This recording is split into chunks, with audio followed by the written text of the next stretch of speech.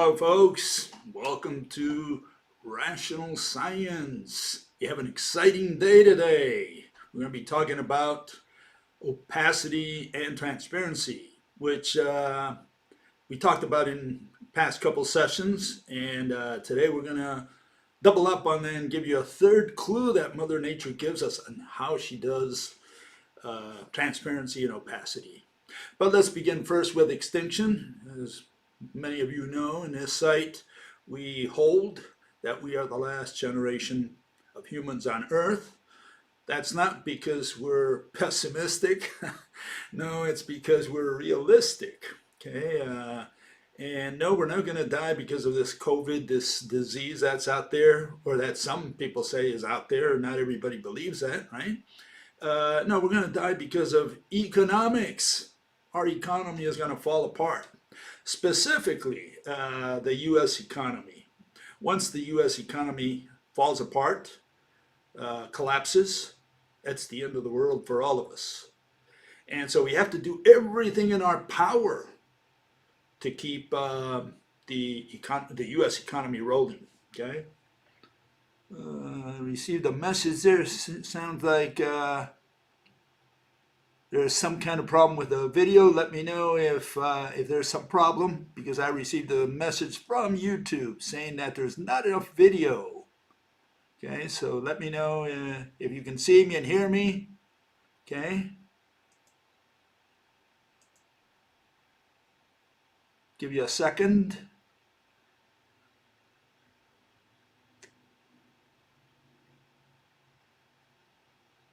Can everybody hear me, see me? I don't know why YouTube sent me that.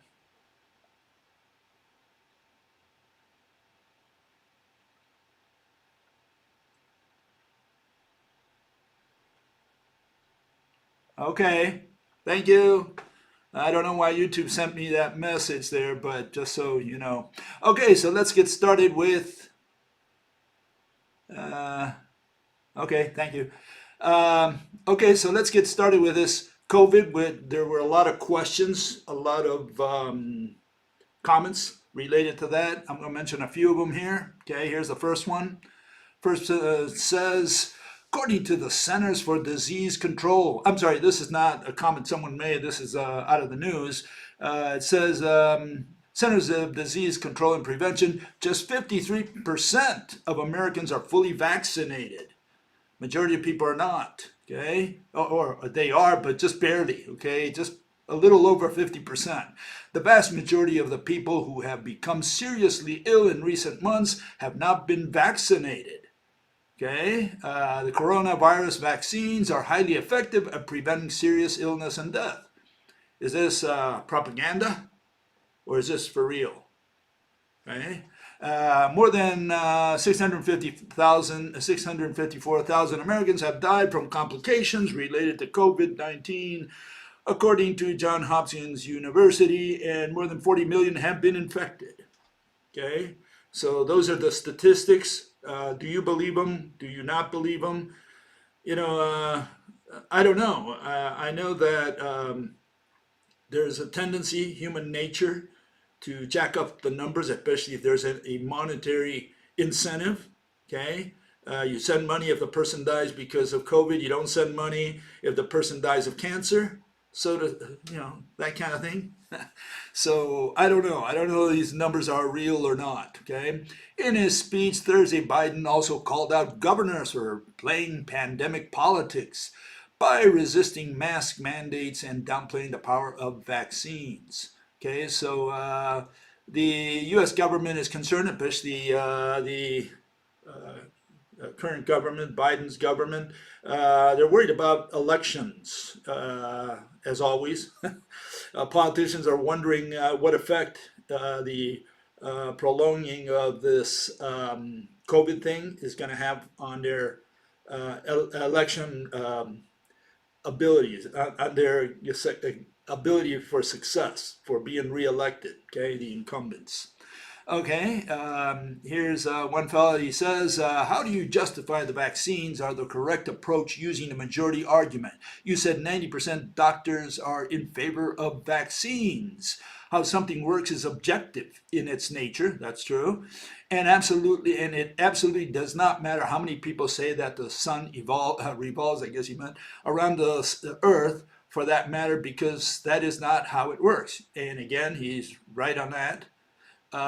Again, I got another message from YouTube. Let me know if something goes wrong. And maybe the most important part is that you already have natural immunity to that. Well, you had it until the shot. Yeah, I agree that I may have had already natural immunity. The issue is that I didn't get the shot because I'm trying to protect myself from any disease. I got the shot because I'm going to be traveling, okay? And I don't want the hassle that goes along with people who do not get vaccinated, okay? I traveled to Iceland and they put me in jail. I was there for 5 days until they let me out. I was in a hotel. They fed me great, but I missed 5 days of my vacation, and I didn't like that too much. So, I'm trying to avoid that hassle. And again, it's because of all these measures that they put out there. Okay. Okay. Another fellow says. Okay. Why would anyone say that they did not take the jab when they did? Illogical. I mentioned that comment someone made that maybe a lot of people who have taken the vaccine tell their buddies, maybe that they didn't. And again, that works both ways. It could work in that direction as well, because a lot of people might say, just in case I'm going to get the vaccine, I don't believe, but just in case I'm going to get it anyways. And then what he's going to tell his buddies. And you said, no, I don't get the vaccine, But again, we don't know if that's true or not. We don't know what people have out there, okay?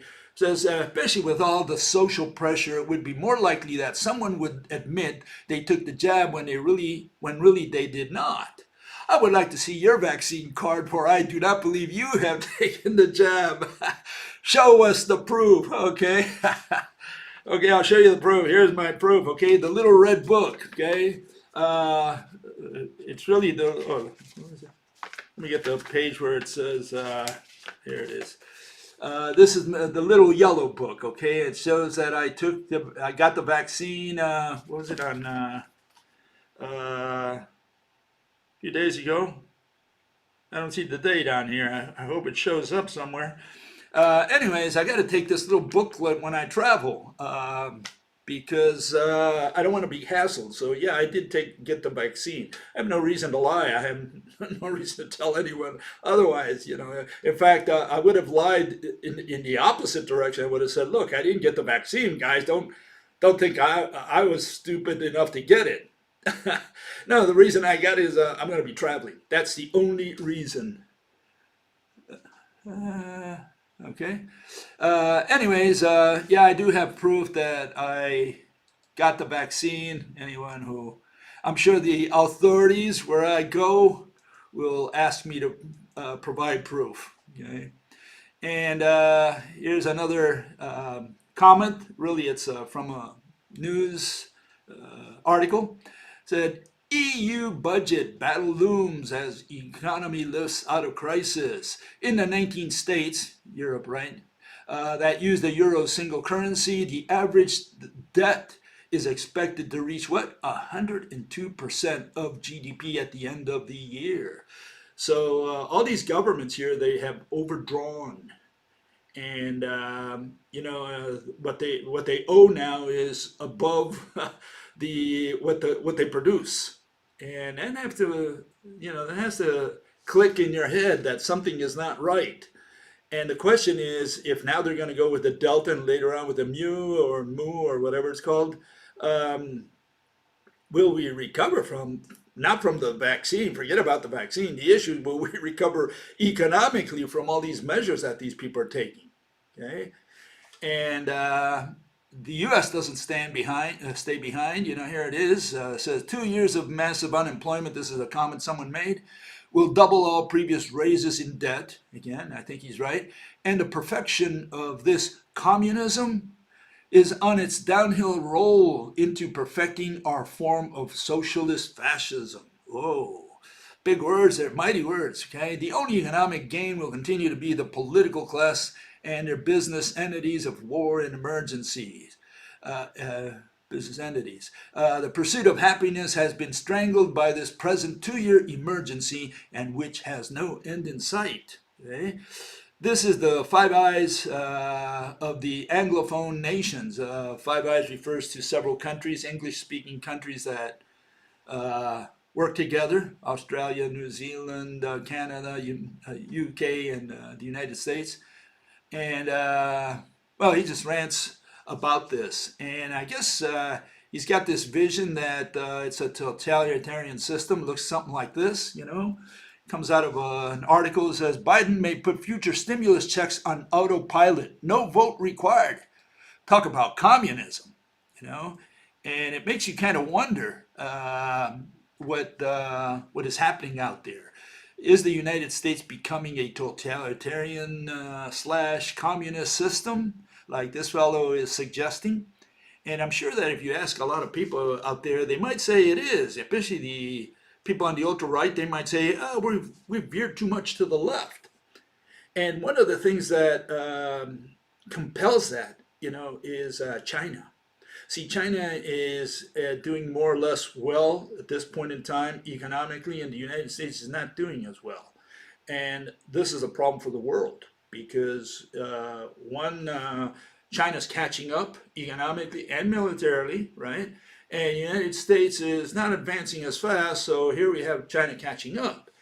And one of the problems that causes is that you know, the United States takes measures, economic measures against China because China subsidizes many of its industries, and especially the United States accuses it, whether it's true or not, accuses the government of China of, you know, subsidizing many of its industries.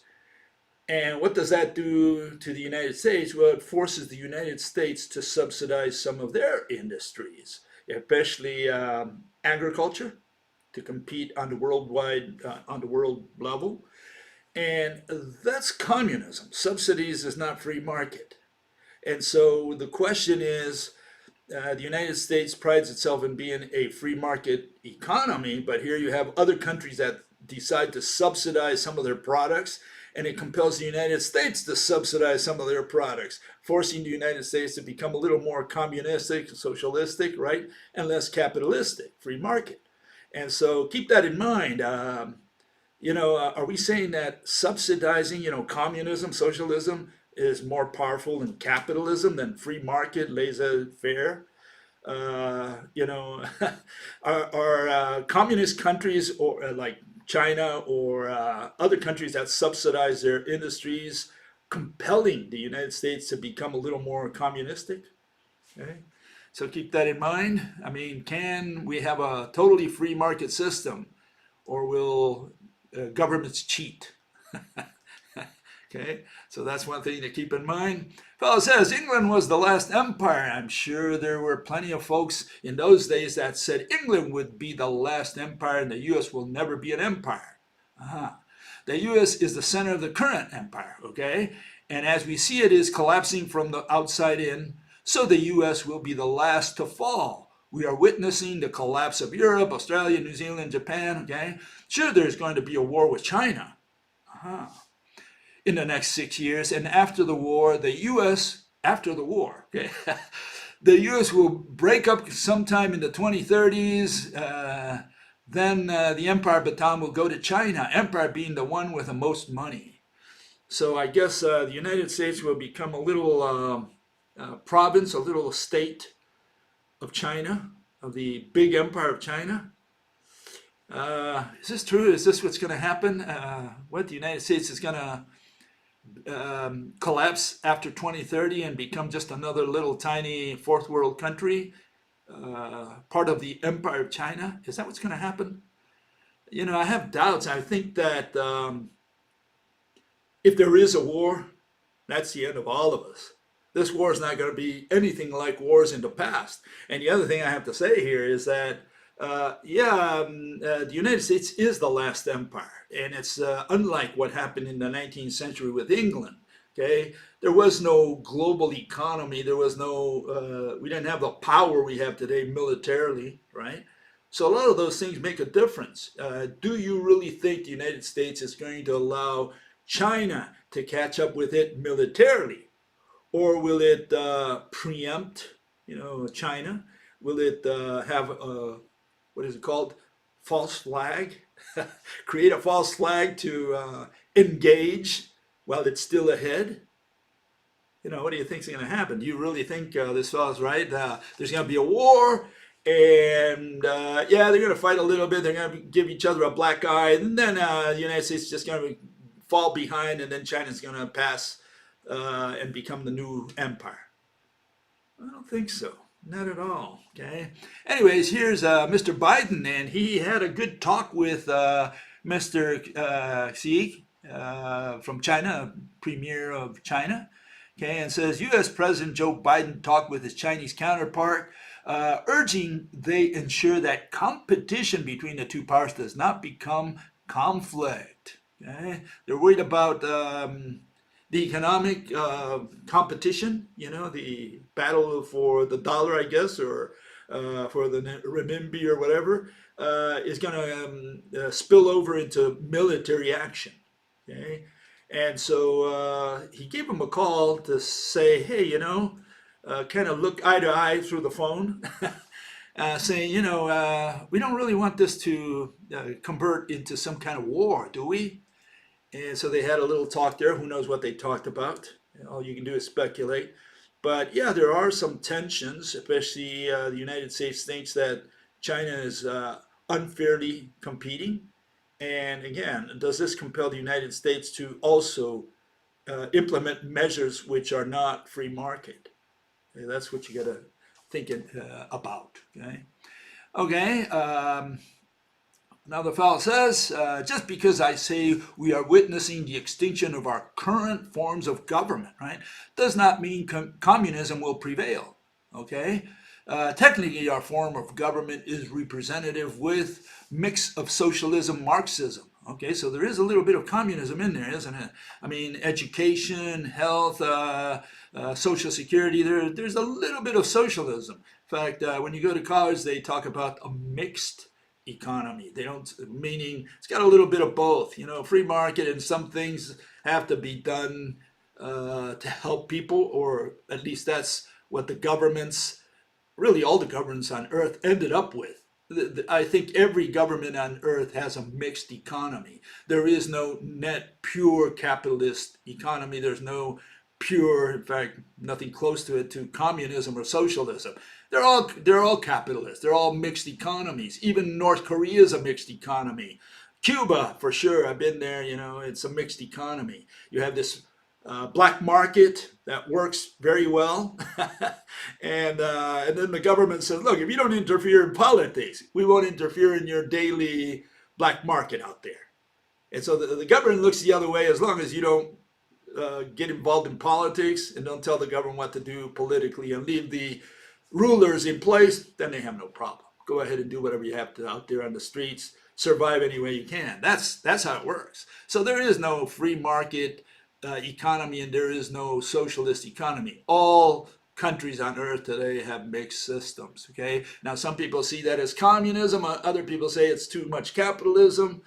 They're all mixed economies. Okay. And governments know they can no longer borrow endlessly. Yeah, but that's what they're doing. That's how they're solving these problems. Okay. They're borrowing. They're creating money. Okay. And so they have gone along with the Great Reset. Mr. Klaus Schwab there, who invented this Great Reset, he says, after this COVID is gone, this is our chance to redo the economy. We go back to a communistic, really, system. And I guess that's what he's thinking about. He says, in a few years, I think by 2030 or whatever, you will have nothing, you will own nothing, and you will be happy. That's what he says. Okay, that's the Great Reset. Because it is authoritarian and they desperately want to hold on to waning power, it is doomed to failure. In other words, the powers that be, the New World Order people, the Illuminati, whatever you want to call them, there's a people out there, billionaires, they control the economy and they want to continue holding on to their world, to their power. And they're not going to allow the masses, the poor people, to take over, their privileges. Okay, that's what people have in mind. Not only this world, but a lot of people think like that. We will see a new form of government post 2030s.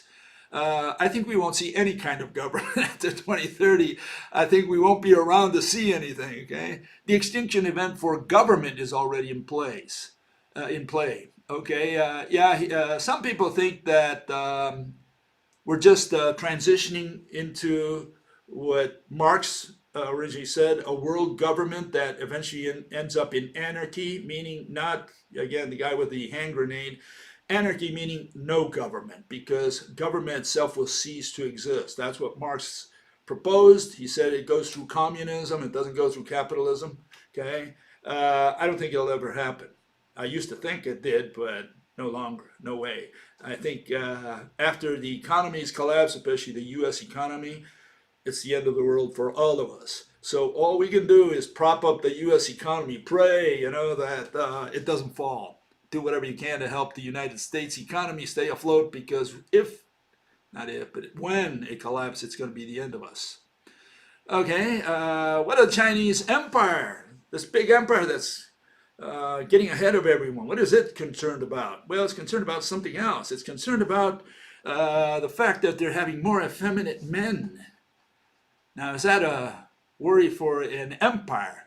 And the article that Times came up with this week says, China has begun to worry about the manliness of its men. Okay? Last week, the Chinese authorities banned effeminate men from appearing on TV and instructed broadcasters to promote revolutionary culture, okay? Meaning macho, right? And so the article goes on to say that past empires were always worried about their effeminate men, which, according to the article, always were around, okay? And so, you can't build an empire, according to the article, on effeminate men. You need macho men to do it. I guess type A men out there. And so now they're worried about that. And it turns out this is all over the world, right? We have it, effeminate men everywhere on planet Earth. Just about every country has it. Even those that deny it, like Iran and some of the Arab countries, they do execute people there for being homosexual, not being, but for carrying out homosexual acts.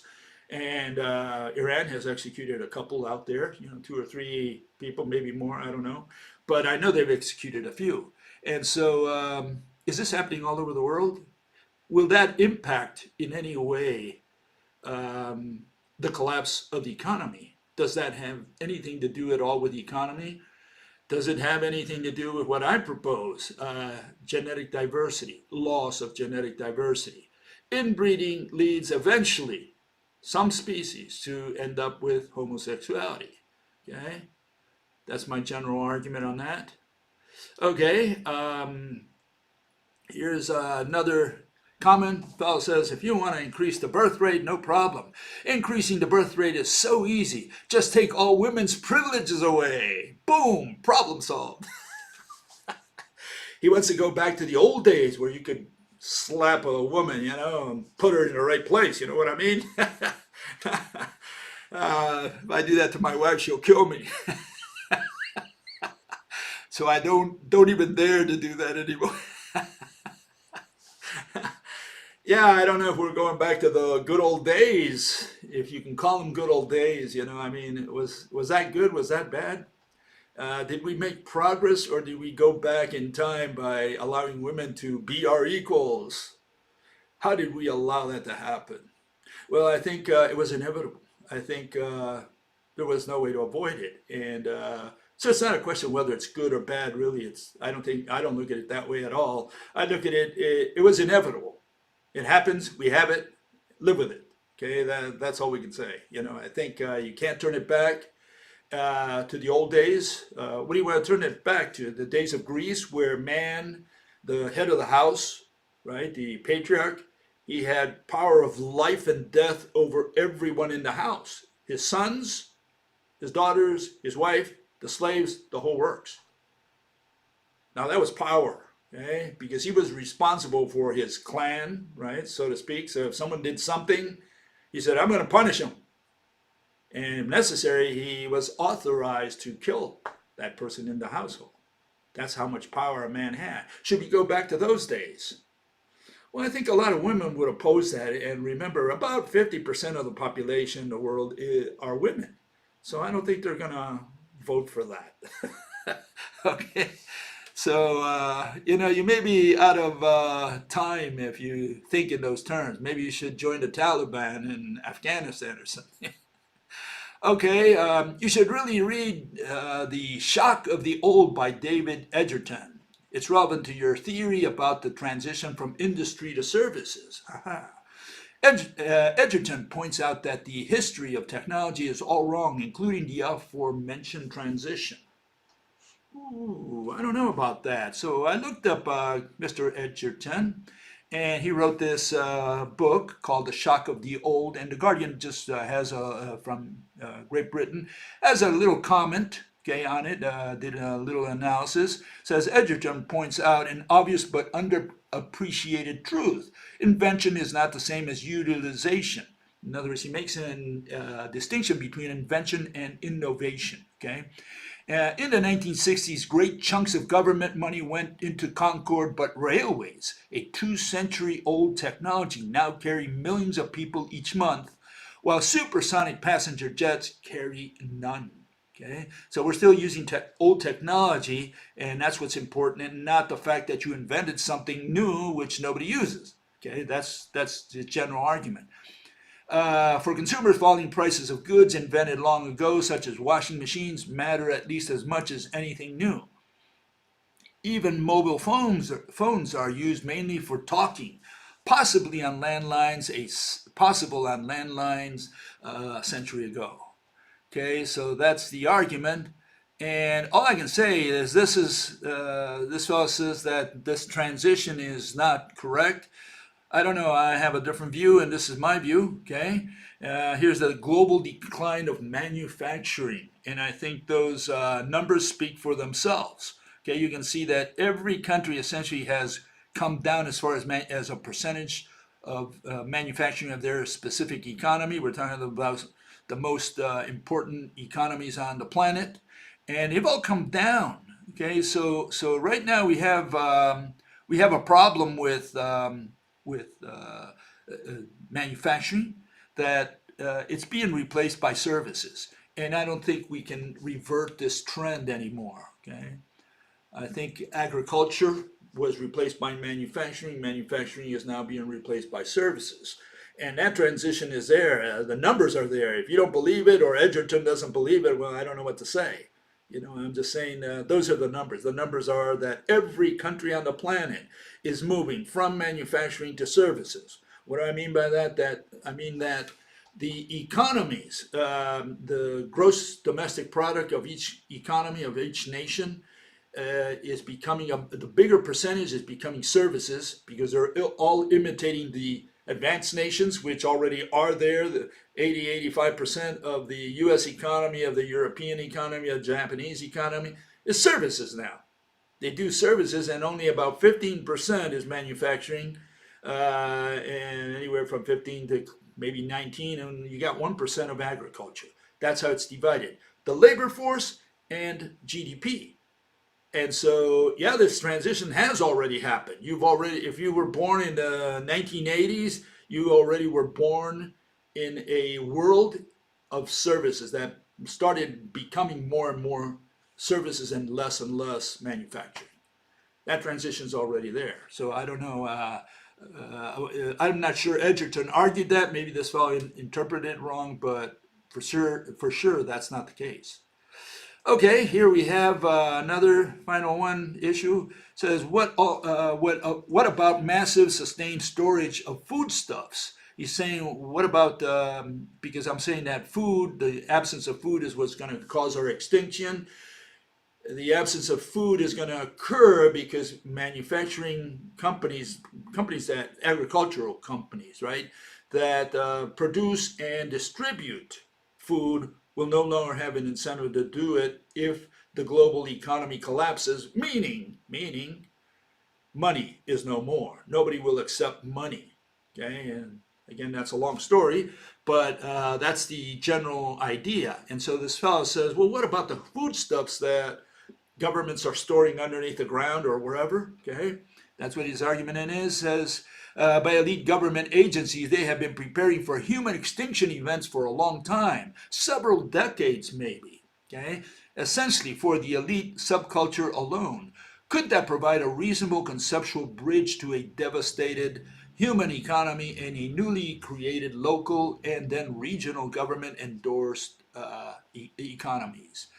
And all I can show you is there's several arguments there. And I'm going to show you the biggest storage facility on the planet, okay, and of food. Okay, it's a refrigerator, big warehouse that's turned into a refrigerator, the biggest refrigerator on earth. It's in the state of Washington, and it's known as the Polar Way because that's the street on which it's on. And it's a cold storage facility located in Washington where it dominates the northern landscape. Okay, it is both the largest refrigerated warehouse and the largest automated freezer on earth. Okay, the warehouse has an area of la la la. Okay, says all that. It says facility is capable of storing about 350 million pounds of frozen food. Okay, an average human eats anywhere between 4 and 5 pounds of food per day. So these 350 million pounds would feed 90 million people one day. That's how much food is stored in this warehouse, which is the largest warehouse on earth. Okay? I want you to look at the numbers here, the percentages, the ratios. Okay? And right now the ratios are not very favorable. How much food do you think the world stores wherever, underneath the ground, above the ground, in storage facilities, and so on? You know, you had the situation, another communistic situation, where first Reagan, and then since then, many times, it's happened many times, happened in 2016, 2018, it's already happened, happened in 2019 as well, where cheese has been overproduced by the people who have cows. You know, they milk the cows, and if they don't store that milk in some way, it rots, and so they turn it into cheese because it lasts longer, and even that is not consumed fast enough, and they don't know what to do with it. And so the government buys it, subsidizing the dairy industry, and partly because, you know, like countries like China may buy a lot one year and then they don't buy enough the next year for political reasons or for whatever reasons. And suddenly, you know, these dairy farms, they produce too much milk, too much cheese. What do we do with it? We don't have enough consumers. Who are we going to sell it to? The Klingons? And so they say, okay, what do we do now? And the government buys it, puts it in storages. And today, one of the solutions they've given that is to give it to pantries, people who you know, give food to the poor and so on. But even that's not enough to consume all that cheese. And so the question is, you know, how long do we store food for people? That's one issue. The other issue is that if the global economy collapses, especially the U.S. economy, are you going to have access to that food that is being stored somewhere once money is no more, once everybody's running for their lives? You know, do you know where they're storing all that food? That's one issue. And the other one is, even if you knew, are you close by to it? Can you go in there and break the doors down with a hatchet? And then you have the issue of, you know, those people who are in charge of those food. They're probably going to take that food first before you get there. Okay, so there's a lot of issues you got to consider when you talk about storing food. Okay, it's not like oh, there's enough food stored there for many years, and if the whole world collapses and there's no food, the government will come and feed me, or I can go there and serve myself. You know, you better find out something about that, okay, if you're interested in the subject. Anyways, that's the story today for extinction, okay? Let's move on to physics. And today we're going to be looking at a couple more clues that Mother Nature gives us regarding opacity and transparency. We covered two of them, okay? And so let me review that real quick, okay? The first one is that I'm saying that if you misalign something, there's a tendency for it to become opaque, okay? And the proof, the evidence, the thing that convinces people usually is some kind of evidence. All I'm showing is one example that Mother Nature has, and that's polarization.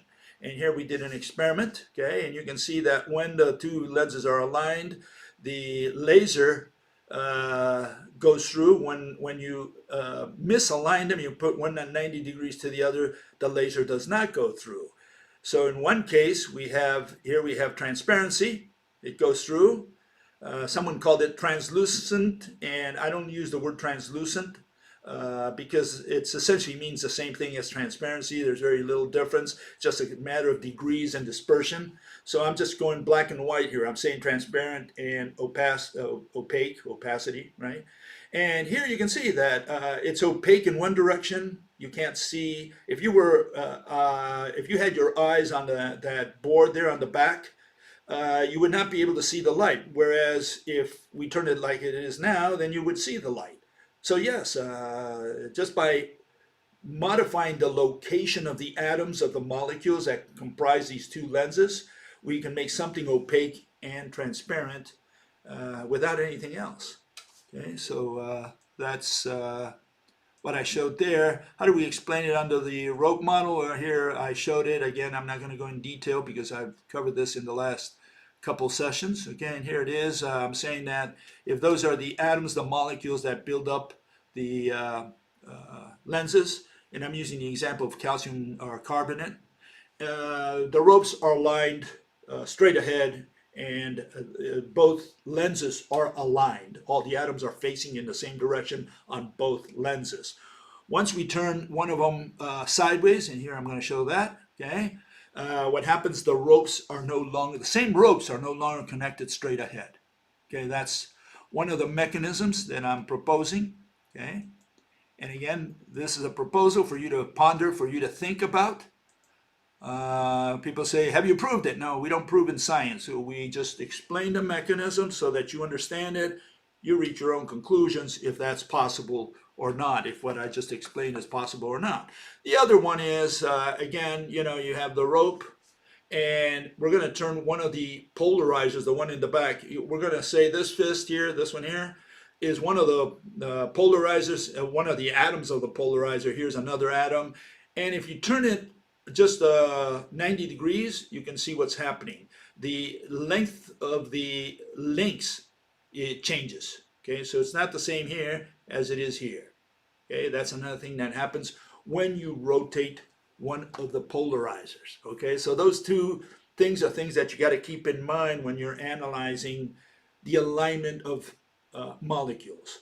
And so the question is, would you be able to see through a brick wall, if God, waved his magic wand and made all the atoms or molecules of the brick be aligned? If they were all aligned, would you be able to see a light coming from the other side of the wall, for example? Okay, so that's for you to think, for you to ponder, okay? And some people have problems with that, and again, that's because they're tied to the 19th century.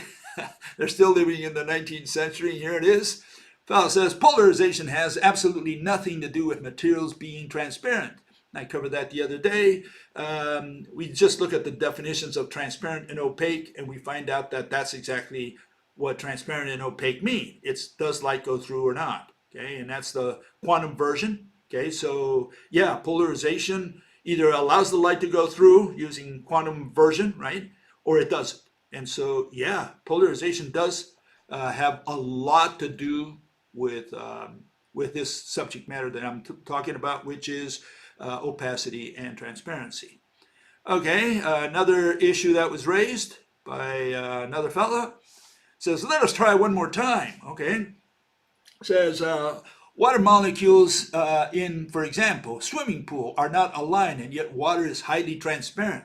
What gives? Okay. And here we see another fellow who says, so the idea is that transparency has something to do with molecular alignment? I don't know, Bill. I think that the other guy who mentioned water molecules is right. He's referring to the guy on the left. Okay, and then he adds to that, he says, glass, which has disordered amorphous molecular structure, is about as transparent as quartz, chemically the same but structured crystalline aligned. Okay, if light is torsional, couldn't it be more of a matter of stiffness? Example, metal is reflective because it is too stiff to relay the torsion. Okay, so what do we answer these gentlemen? Okay, let's go with the first one. Okay, and it goes like this. I'm going to try it one more time as well. Alignment is not the only mechanism Mother Nature uses to do transparency. Let me repeat that because they haven't heard yet. Alignment is not the only mechanism. I'm trying to go through the different mechanisms. I covered one, and they already say, oh, but the water molecules aren't aligned. I never said that they did. They were aligned, and that's the reason water is transparent or air is transparent. I suggested that one of the mechanisms Mother Nature uses is alignment. Okay, so this is, keep in mind the context here. Okay, we're saying that one of the mechanisms is alignment. The second issue is, are water molecules in a swimming pool aligned or not? Because these people take for granted that water is not aligned. They say, oh, water molecules move in every which way. And so the question is, do water molecules rotate 90 degrees when you tilt the glass of water? Yes or no? If we leave the water for a long time, just sitting there, right? 3 days, whatever you want, and allow it to settle down, will all the molecules be facing in the same direction due to gravity? Okay, these are the questions before you. Okay, these are questions. Okay, the question is whether we have an answer to them or not. And right now, all I'm doing is asking the question because these people take for granted that molecules are not aligned. Water and air molecules are not aligned. They imagine all these molecules just going in all different directions because that's what they learned in high school or college. Is that the case? So let's go one more time over it so that you understand what the issue is, what the question is. Right now you don't even understand the question. Okay, so let's go with the question, with what the issues are. Here's the experiment we did with Hans, my son. We turned water around. Okay, we had it horizontal, and now we turned it vertically, right? Never do this except in the presence of a relativist, okay? So when we turned the water around, did the water molecules, the individual water molecules there, the gazillions of water molecules, did they also turn around 90 degrees, or did they remain in the same direction with respect to the center of the earth? That's the question before you. Let's continue so that everybody understands what the question. Right now, these people are not even understanding the question. Okay, I need to make sure people understand what the question, what the issues are. Okay, here we have a water molecule. We have 2 hydrogen, 1 oxygen. Okay, and I put it facing in that direction arbitrarily. Okay, this is arbitrary. I'm just putting it in that direction. Why did I choose that specific direction? Okay, here is why I chose that direction. The oxygen has 8 ropes connected to any atom in the universe, whereas the hydrogens only have 1 rope. Why is that? Because every element in the periodic table is simply an agglomeration or just a bunch of hydrogen atoms. So uranium, for example, has 92 atoms. What are we talking about? We're saying it's got 92 hydrogen atoms in it, essentially. It's got some neutrons as well, but we're not going to talk about that right now. I'm just saying that what we have is at least 92 hydrogen atoms in a uranium atom. And so here we have oxygen's element number 8. And so, yeah, it's got 8 ropes. It's got 8 hydrogen atoms. That's why I put it in that direction. It's again arbitrary, but I just put it in that direction to make a point. What's the point that I'm trying to make? Let's see if these people understand what the issues are. Okay? Here's the issue. The issue is when you turn water around, does the water molecule also turn around and stand on its head? Or does it remain pointing in the same direction as the one on the left? Okay, that's the issue before you. Okay? And here we have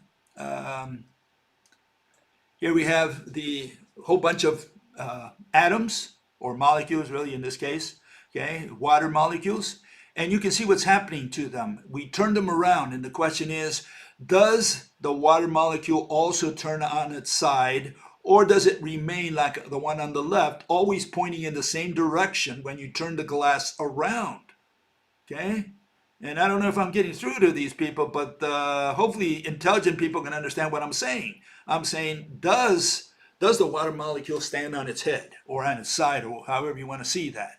Okay, and here's another analogy, okay, so that maybe some of these people might be able to pick up on that. Here you have all these dummies, soccer dummies that they use to practice, and you can push it on the side, but then it comes back to its original position. So maybe when we turn the glass around, sideways, it could be that momentarily, because of friction, the molecules momentarily move in some direction, okay?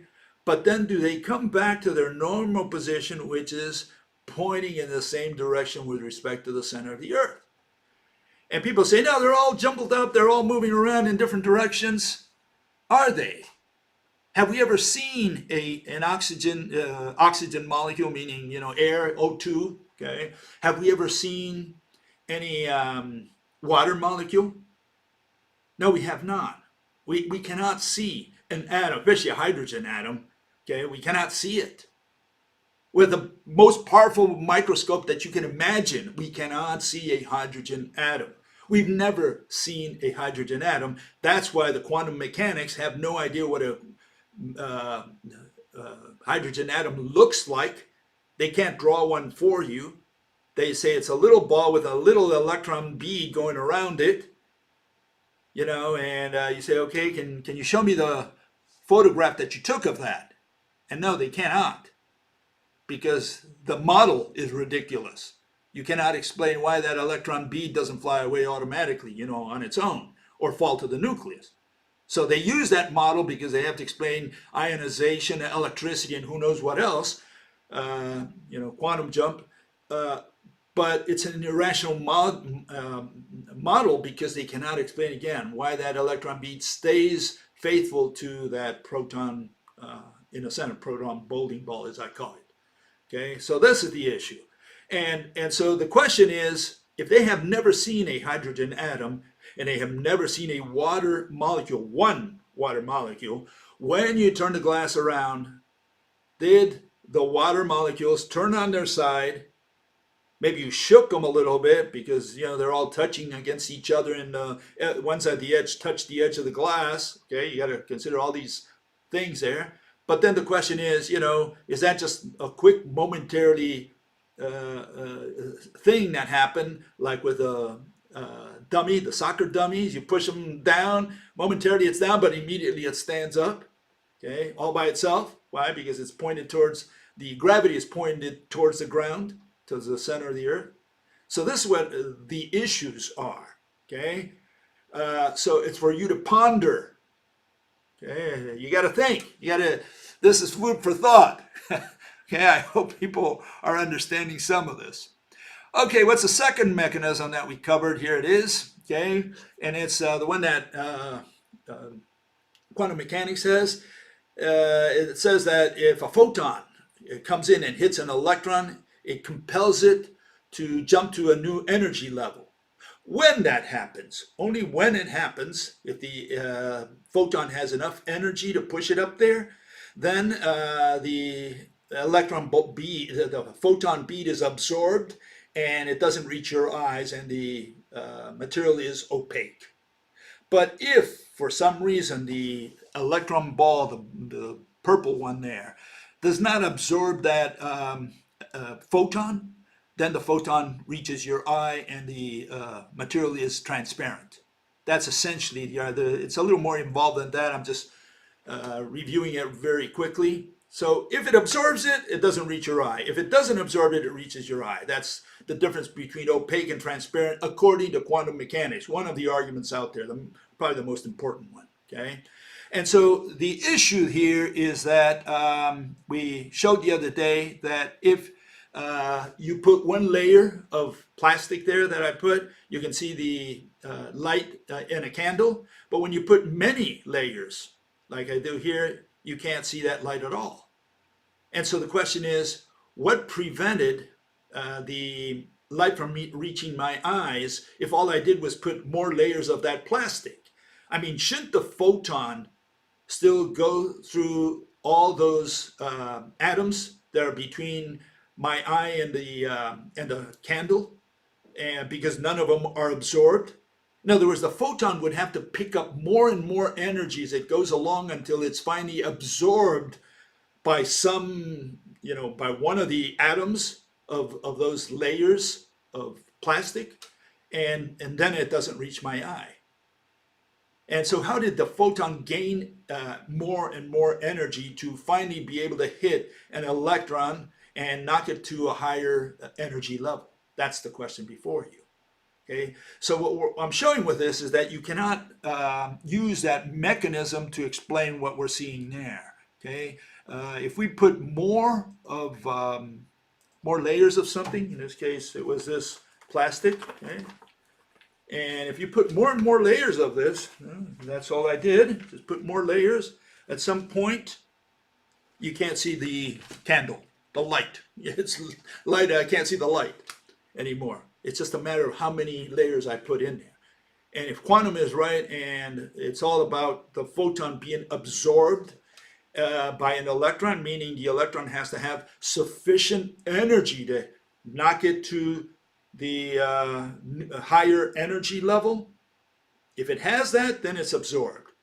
And so are we saying that by putting more layers, the photon gained more and more energy, that at some point it was able to knock an electron to the higher energy level? Is that what these people are saying? Obviously, that's nonsense. It's poppycock. Okay, so you cannot explain it with that mechanism that quantum mechanics has. Okay, a couple fellas insist. Okay, so microwaves does go through walls. My Wi-Fi works through walls. Okay. And so he says these waves, whatever they are, they go through his walls. Very scary stuff. And the other fellow says light goes through transparent materials. Okay, so here's a material, a wall, and he says it goes through it. I guess he's talking about particles or waves, maybe like the previous guy. Is that what's happening? Is it going through? And the first problem with this is what I showed the other day. And so these people haven't listened, so I'm going to put it again. I'm sorry I have to do this for those people who are intelligent, but these people are obviously not very smart, okay? Because they're insisting on something that cannot be. They talk about going through, traveling through. And what they're referring is to this, to particles or waves.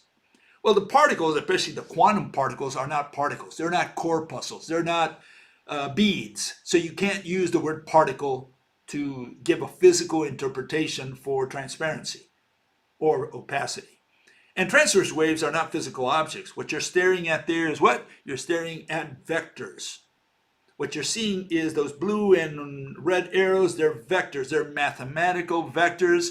A vector is magnitude and direction. That's what the arrow stands for. And they've got these things moving, and people think they're looking at, oh, I know what I'm staring at. I'm staring at a wave. No, there is no physical object called a wave. And there is no physical object in quantum called a particle.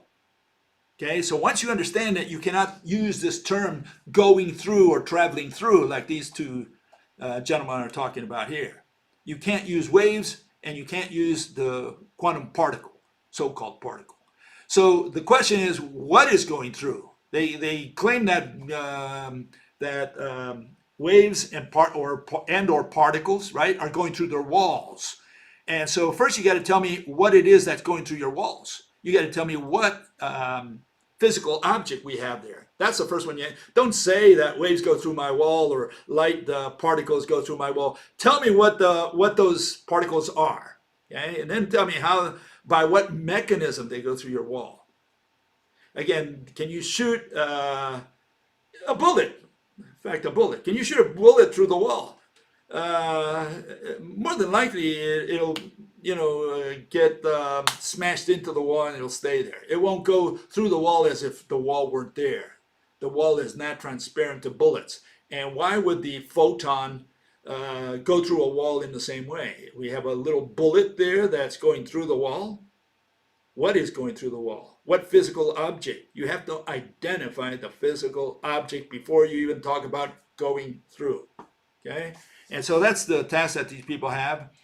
Under the rope model, it doesn't go through. What we have is relaying. What you have is two atoms, one atom from source connected to the wall, and then the wall atom is connected to another atom behind it. And in some cases it goes through and it's transparent. In some cases it doesn't go through and it's opaque. And we're covering those mechanisms that Mother Nature uses. Okay?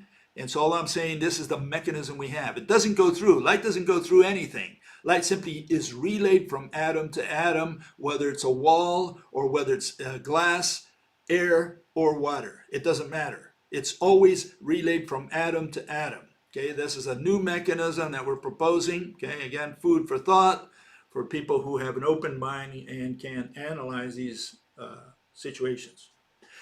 Okay, another fella. Today was question driven because they were all pertinent. Okay, so here another fellow says, I didn't understand the part about reflection not occurring at the surface of the water. Okay, I saw a reflection both on the surface and at the bottom where the mirror was. I showed an experiment where I have a mirror at the bottom of a trash can and I filled it with water, and I show that I can always see the mirror with water and without water. So I'm seeing all the way through the water, all the way to the bottom. And so this person is questioning that. He says, well, I thought a reflection is from, like most people think, is from the top of the water, from the surface of the water. And what they're thinking about is this. Good old Narcissus, they say, well, when I look at the water, I can see my reflection. Is that reflection coming from the deep ocean, from the sand at the bottom of the ocean, or is it coming from the surface of the water? And what we're talking about is two different things here. The one on the left, we're saying, look, if you drop a coin, or in this case a shoe, like I showed there, at the bottom of the pool, okay, why can you see the shoe? I'm not talking about you looking at your face in the surface of the water. I'm talking about seeing the shoe that's at the bottom of the pool. And what you have to answer is, how did the light from the shoe get to the surface of the water? That's the question before you. How is it that I can see that shoe, which is at the bottom of the pool, okay? Am I just looking at the reflection at the surface? And if so, fine. I'll accept that. And then you have to tell me how that light got from the shoe at the bottom, the real shoe at the bottom of the pool, all the way to the surface. Okay, so that's what you got to explain. So if you drop a coin somewhere, in the fountain of youth, okay, why can you see the coin? And you can say, well, I can see my reflection at the surface. Yeah, but how come you can see the coin, which is at the bottom of the pool? That's the situation that you got to answer. That's the question before you. Okay, another fellow says, two-way mirrors have coating. Actually, it's a one-way mirror, okay? One direction, it's a mirror, and in the other direction, it's glass. You can see through. Okay, as you can see here, Mr. Bean, he's in front there. He sees a mirror. What do the people on the other side see? Well, they see him doing all this fancy stuff, okay? So the question is, if I have a laser, if Mr. Bean has a laser and then points it at the mirror, he's going to get a reflection. It's going to come back to him. It's not going to go through. On the other hand, if the other folks, send the laser, he's going to receive the laser on the other side or not.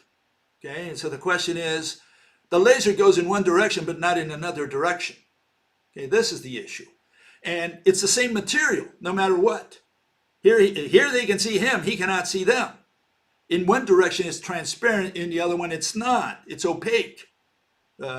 Being mirror, we'll call that opaque. Okay, so the issue is light goes in one direction and not in the other direction, and it's always the same mirror, the same material, the same atoms, the same molecules. Okay, so the question is, if quantum is correct, why didn't the electron absorb it in one direction? Why did it allow it to pass in another direction? Okay, so this is the issue before you. Okay, and again, I'm highlighting all these issues because these people have very short attention spans and they do not understand what's in front of them. They're so brainwashed by what they learned in high school and college, and they got a mumble jumble in their head, and they come up with all these questions. They're not listening. They're not even paying attention to what they're staring at. Okay? So again, you have a one-way mirror. The mirror is so thick, I don't care if it's coated or not coated, it's irrelevant. Light goes in one direction, it doesn't go in the other direction. It's always the same material between the two lasers. Okay? So how does quantum explain it? Electrons absorb photons? Is that how quantum explains it? Okay, so this is the issue before you. Okay, today we're going to go through the third mechanism that I'm going to propose, okay, related to opacity and transparency. And it's got to do with temperature, okay? And here it is, okay? If you take argon, okay, and you take argon which is solid or argon that is liquid, either one of those are transparent. And again, I'm not going to use the word translucent. We're going to use the word transparent. We're just going to say that light goes through it, according to quantum. Okay?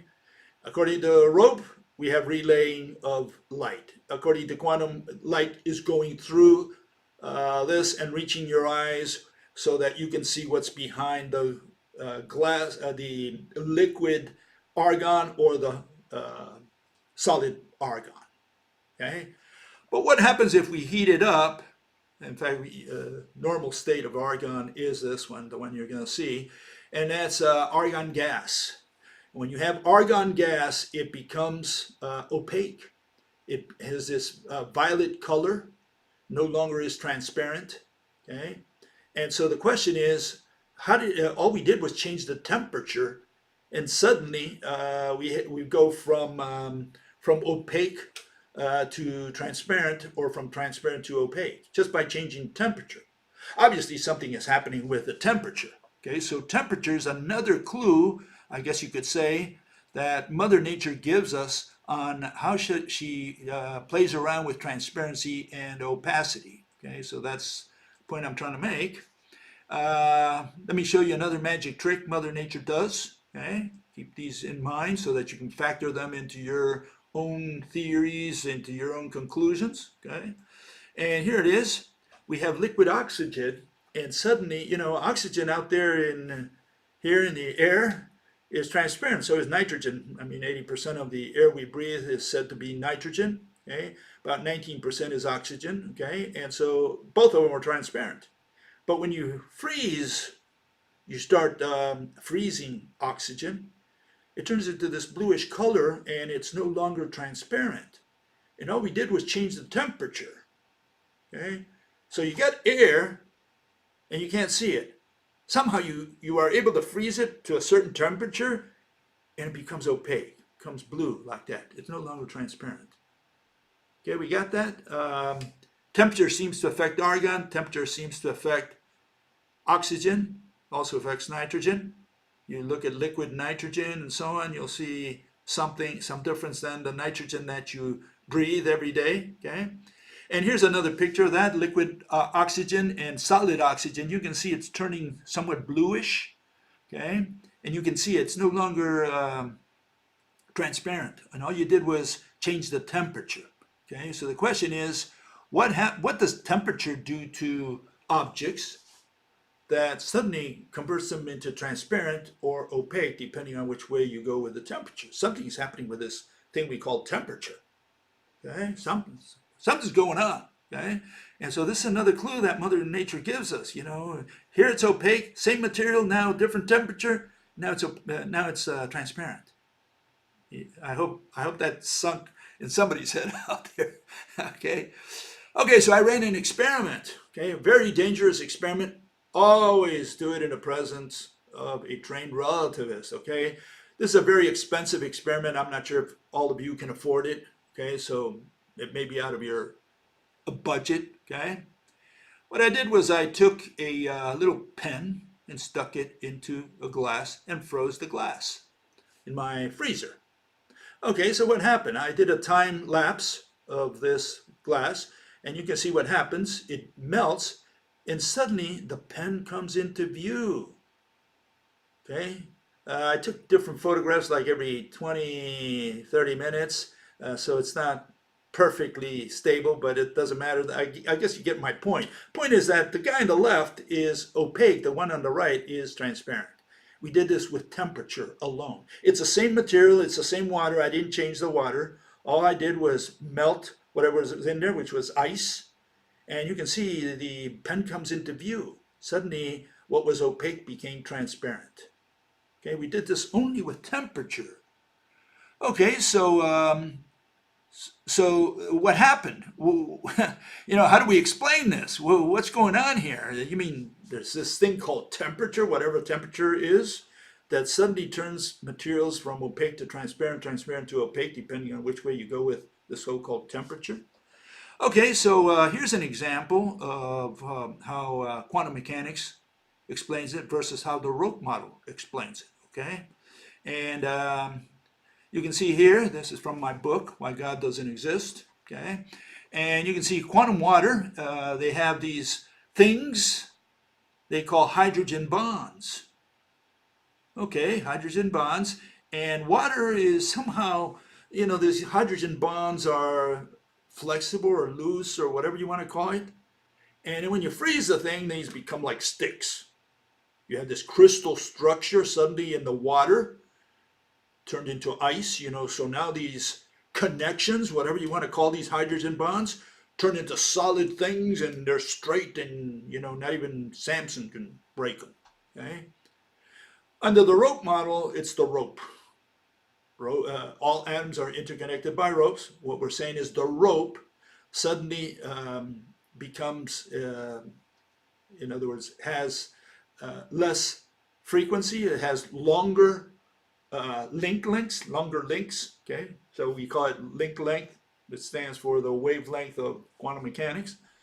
And so at some point when that rope has such long lengths, it's frozen. What is heat? Heat is higher frequency, shorter links, and that's what we're going to call heat. And so that's the difference between water and ice. But we have a physical object. The physical object is the rope. That's the one that's either gaining heat or losing heat, meaning gaining frequency or losing frequency, right? And with that, we can explain, what the hydrogen bond is. What is the hydrogen bond according to quantum mechanics? Well, here it is. This is the hydrogen bond. Okay, this is from the Wikipedia, and there's a comment there. The last paragraph comes from another site. It says, what is a hydrogen bond? Well, it's an electrostatic what? Force. What is a force? Is a force a physical object? Can you draw a picture of a force? Can you bring it to me and say this is a force? No, force is a concept. You can't say that it's an electrostatic force. Is that what you're going to freeze? An electrostatic force? This is what quantum is saying, okay? Force of attraction between a hydrogen atom and another atom. So they're saying they're freezing a force. What sense does that make? It's like saying, I froze love. I froze time. I froze intelligence. That's what I think they froze, okay?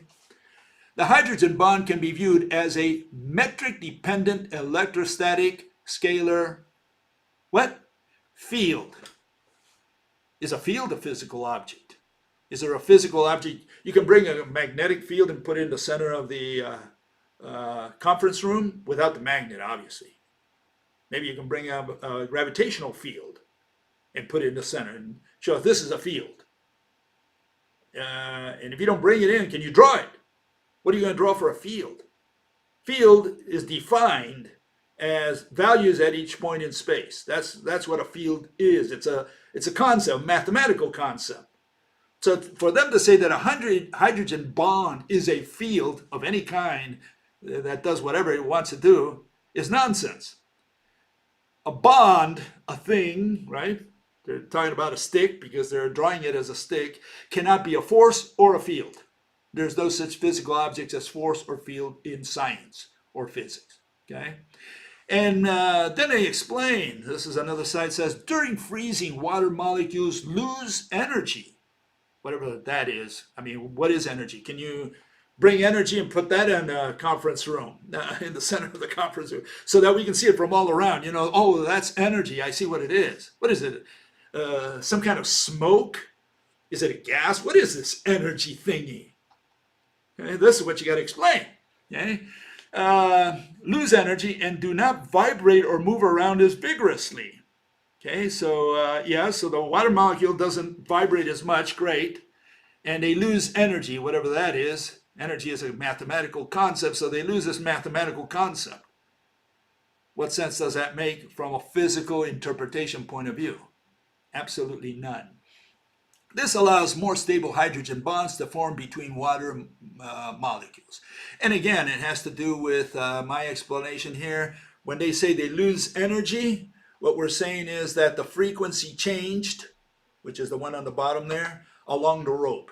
What does that mean? Well, it means that the links become longer. And the longer they become, the colder they are, the frequency is lower. And what you have is long links. Okay, so let's get rid of these so that you can see here. Give me a second here. Get rid of these two. This is what I'm saying. Here we have a rope, okay? And what we're saying is this is heat, high frequency, short links. As you unwind the rope, it gets colder. The links become longer, the frequency is less. Okay, that's what we're saying. There's fewer links. And the more you untorque it, the colder it is. That's what coldness is under the rope model. And yeah, now you have a stick. And that's what the hydrogen bond is. Okay, it's a stick. It's a stick made of something. Hopefully there's something there. Otherwise you're putting black magic spirits in that space. You're saying that between two atoms, there's a hydrogen bond. And what's a hydrogen bond? Well, it's a field. Well, what is a field? What's a force? It's energy. Those are just concepts. You can't say that it's energy, field, or force. You got to put a stick in there. What is that stick? Why is it frozen? Why is it a solid stick? Under the rope model, you can explain that. Because there is a physical object in that space between two atoms that we cannot see or touch. Okay, so let's do another experiment. This is a thought experiment, okay, for you to ponder. It's got to do with temperature, but in a different way, okay? And here it is. Here we take air, okay, and we're going to squeeze this air. Air is transparent. We're going to squeeze it now, okay? We're going to compress it. Same amount of air, but in a smaller volume. Does it become opaque? And when we release it, and the air can now expand again in the volume, right? Does it become transparent? This is $1 million question, okay? And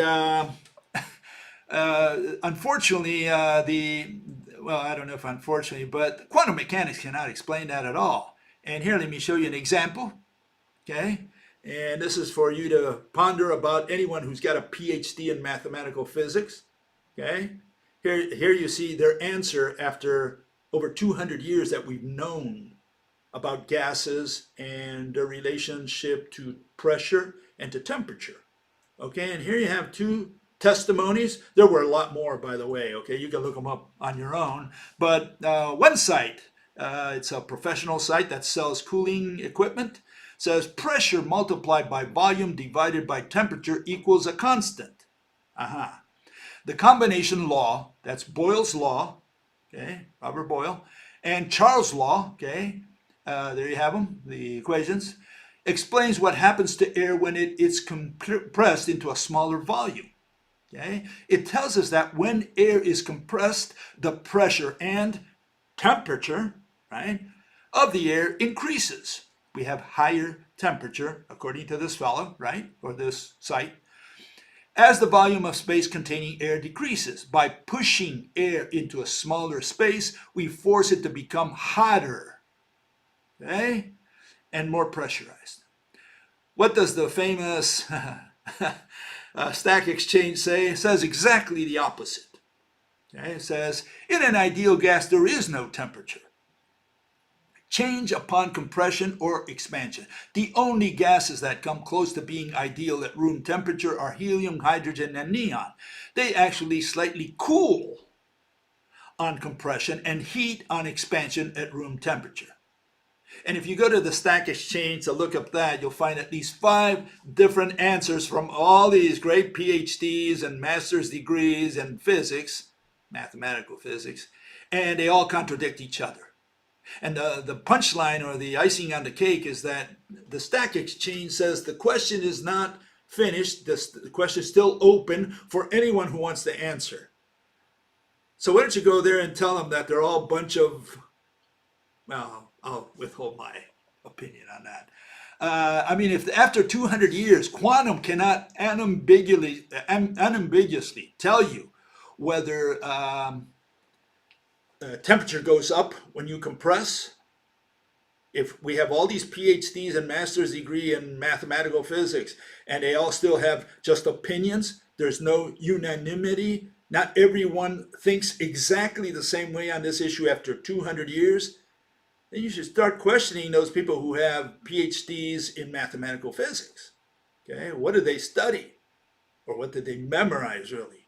Okay, so all I can do is do the same experiment I just did, the thought experiment, and I'm going to do it in space this time around so that there is no loss of heat to environment and all that nonsense that they bring out. Okay, so here we do it in space. Okay, we're going to compress air in a box somehow in space, and the same volume of air is not allowed to escape, and we just compress it into a smaller volume. The question is, will it become opaque when it's compressed? Will it become transparent when it comes out? What's your guess? Okay, so again, food for thought. And a lot of people say, well, Bill, tell us the answer. Really, it's better not to give you answers. It's better for you to start thinking about all these things, because if I give you the answer, all you did was memorize like all these people did in college. They went out there, they memorized whatever they were told, and they just repeat, they parrot whatever they've got, and they've got all this logic to back them up. And then you catch them at the Stack Exchange, they all have different opinions. So this guy went to Harvard, the other guy went to Cambridge, and this guy said, no, I learned that the temperature goes down. The other guy said, no, the temperature goes up. After 200 years, they still can't reach an agreement. That's unbelievable. It's really incredible. Okay, so people are probably going to answer that next comments, and I'm sure they're just going to give their opinion. That's all they're going to give. And everyone's going to have a justification for their opinion. The question is that after 200 years, we still have no solid answer that everybody on Earth agrees to. You would think that on this issue, they would all agree, because after 200 years, we should know whether the temperature goes up or down. And they don't. They all have opinions. That's what's incredible. Okay, so here are my conclusions. Quantum particles are not corpuscles. Okay, let's make sure we understand that. Corpuscles belong to classical mechanics. Okay, quantum particles are not particles. They use the word particles to mislead. And when you put them against the wall, they tell you, well, they're not really particles. So what are they? What are particles? You have to take 10 years of mathematics at the university to understand what a particle is. That's the answer. Okay, so particles are not particles. They represent them, when they give you a physical interpretation, they represent them with balls, with little dots or whatever. But when you put them against the wall, they say, oh, those are mathematical, what, wave function collapses? Is that what they are? A field collapse or whatever? Quantum waves are concepts. They're moving vectors. There is no physical object called a wave. Wave is not only a verb, but it's an irrational verb, because what they're moving are magnitudes and directions. They're moving numbers, and that is very scary. Quantum mechanics cannot explain transparency or opacity with one-way mechanisms, even if we concede what these people are saying. They're saying that all these particles or waves are going through the wall, whatever wall, it doesn't matter.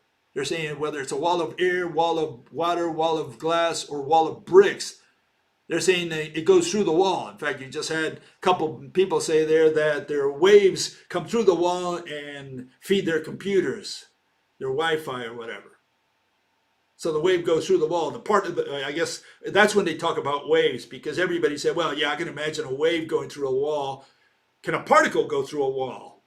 I mean, are we talking about photons? Particles of light going through the wall? Is that what's going through the wall? So that's when they switch over the wave. And of course, you won't find the wave in the standard model of particles. What you'll find is particles. No waves in there. Never find a wave in there. Wave is something that belongs to James Maxwell, 19th century. They only introduce it when they can't explain it with particles, or when they want to mislead you and say, well, here's the physical interpretation, we do it with waves. Because how else are you going to explain, for example, you know, the verified wave nature of light? You can't do that with particle. Is the particle moving up or down? Up and down, I mean. Why is it moving up? What's pushing it up? Why is it moving down? So that's when they introduce the wave, and they say, well, the wave, you know what a wave is. It just goes up and down. Well, what's going up and down? And the answer of most mathematical physics is nothing. Nothing is moving up and down. That's the answer. Okay. Okay, we identified 3 clues. One is alignment. Okay. The polarized lenses.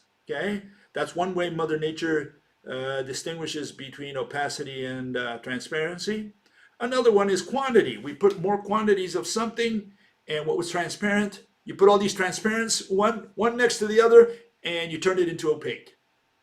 And if you want to turn opaque into transparent, maybe you just got to make it thinner, right? Maybe you have to align it, you know, and now it becomes transparent. You know, a piece of cheese, you can take a block of cheese, well, it's probably opaque, okay?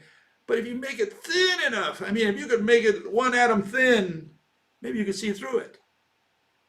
Huh? Could it be? Okay, and then the other one that we discussed today is temperature. Okay, whatever temperature is, apparently it's something to do with frequency, with wavelength. Okay, that's probably what temperature has something to do with, maybe with the vibration of molecules, which in turn affect the ropes that interconnect the atoms and molecules, right? And so apparently temperature also is a way Mother Nature converts opaque into transparent and transparent into opaque. Okay? Food for thought. Okay? Okay, folks, let's go with some of the questions. I already covered some of the questions that people asked because they were pertinent to the subject matter of today. So let's go with some of the other questions. Fellow says, I'd assume light can relay through even a brick wall. Yeah, I like that. The fact that he says the word relay. Okay, so he says relay through, not travels through or goes through. He says relay through. Okay, now we're getting the right language, getting closer to the right language. Think of when a nuke goes bang. Okay, for that few split seconds, unless you're hiding behind thick concrete walls or lead, the light is going to affect you. Okay, so he's saying there's a relay mechanism, and yeah, as long as you use the right wording, I promise not to bang your head. Okay, and so here we see what this fellow's talking about. If we use the one on the bottom, you're relaying, but if you're going to use the particles and waves, the one-way particles and waves, and talk about going through, traveling through the wall, well, we got a problem, because now you have to identify what physical object we have up there. In the case of the rope, no problem. We have a rope. It's a physical object. The rope looks something like this. You know, if you've never seen a rope, go to a hardware store, ask for a rope. You'll know what I'm talking about. That's the model that we're introducing. We're saying that light is mediated by a rope-like, DNA-like entity. Very small, very thin. Imagine an atom. We can't see an atom. We can't see a hydrogen atom. And here we're talking about something which is gazillion of times thinner or smaller than the atom. So you're telling something unimaginably small. Okay, that's what we're talking about. And so, yeah, when people say, well, how come you can't see or touch the ropes? Well, can you see or touch, an atom? If you can't see or touch an atom, forget about the rope. The rope is gazillion times smaller, thinner, whatever you want to call it, than the atom. Okay, another fellow says, the wavelength shifted until it could be absorbed as thermal energy. What the hell is this energy? Energy is change over time, he says. So let's translate. Let's see what he said. Let's put that in red there. The wavelength shifted until it could be absorbed by thermal change over time. Whatever that means. I mean, there is no physical object called change. Change is a verb. It's a synonym of motion. So whenever you talk about change, you talk about motion. Whenever you talk about motion, you're talking about change because they are synonyms. That's what change means, motion. Okay, and so if energy is change, and again he talks about wavelength shifting, we have no idea what he's talking about. Until he can identify the physical object, and change is not a physical object, we have no idea what he's proposing. So yeah, he's got to work on it a little more than he has so far. Okay, and here's another issue. Fellow says, regarding my single atom in the laser question, well, will 10 atoms be enough to produce coherent light?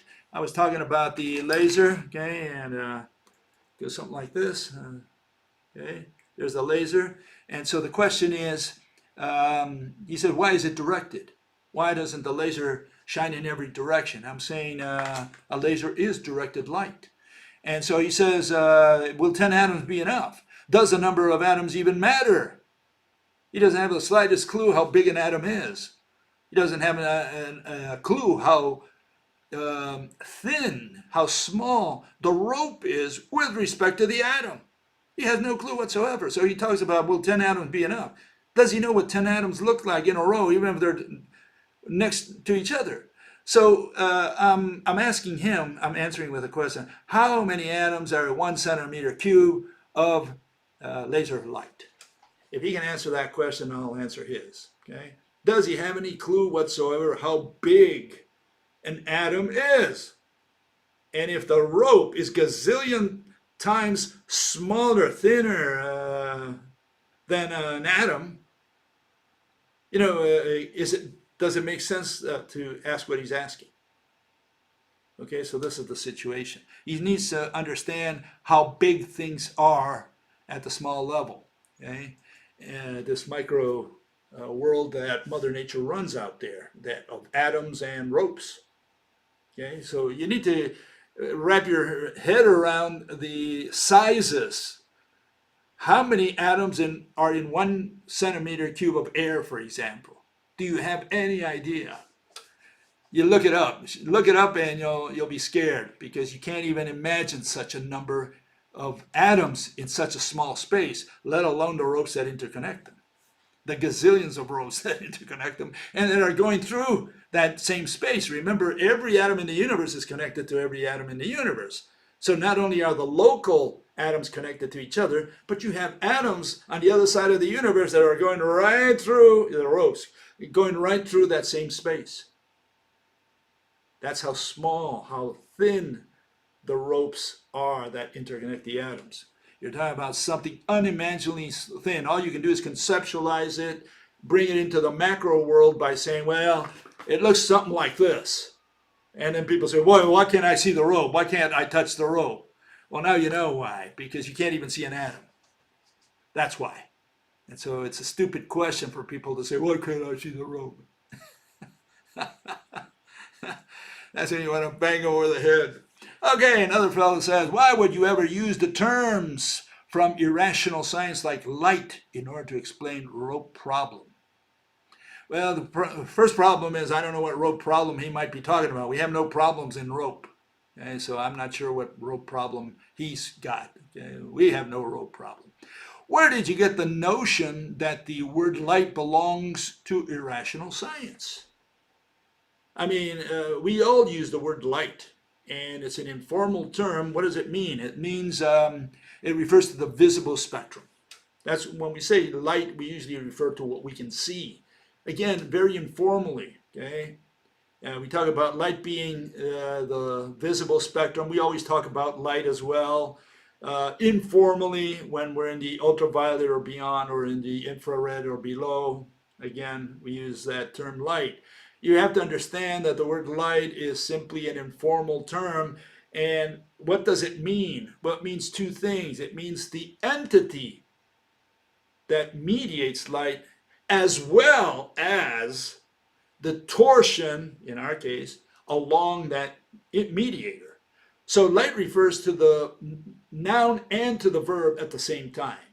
When we say light, we're referring to not only, people say, well, light is what I see. No, you're not seeing light. We're not talking about what you see. You see the wall, but that's not what we're talking about. We're talking about what mediates light and what it's doing. And we call that light, and we're referring to both the noun and the verb. In the case of quantum mechanics, it's particles and they're flowing. So light is particles flowing, many particles flowing, or wave that is waving. That's what the word light means in quantum mechanics. Under the rope model, it means rope that is torquing. So light, it has that meaning. There is no physical object called light, but we use it informally. Okay? So let's just keep things within the proper context and not take them out of there either to play devil's advocate or anything, because you're just barking up a tree. Okay, another fellow asks a different question. He talks about the word exist. And he says, if exist can only be used to describe objects, can we use another word like real for concepts, relationships, attributes? In physics, real and exist are synonyms. Okay, so we just separate not real from exist. What we do is separate ordinary speech from physics, from science. Okay, that's what we do. And so that's the correct division, not the division between real and exist to be able to refer to things. Whenever you use the word real or exist in ordinary speech, it is meaningless because you never define the word in a rational manner. Okay? So we use it informally. You say, oh, love exists. You can't say that in physics. And you can say love is real. You haven't said anything either. You said the same thing as love exists. Only in physics can you use the word consistently, meaning, this rope, this one, right? This rope exists. Why? Because it's an object, that's the first condition. And second, it's got distance with respect to all objects in the universe. So we can say this rope exists by definition, because by definition, and here's the definition, okay, for the word exist, that we can use consistently in science, right? It says exist, physical object, physical presence. An object, which is the physical part, that which has shape and location, the set of distances. Okay, that separate one object from all others. So as long as the object has location, it exists by definition, pursuant to the definition of exist, which is physical presence. If God wants to exist, first he's got to be an object. He can't be love. He can't be intelligence. He can't be any concept. Can't be energy. Okay? He's got to be a physical object. And I use the word physical, which is redundant. He's got to be an object. Okay?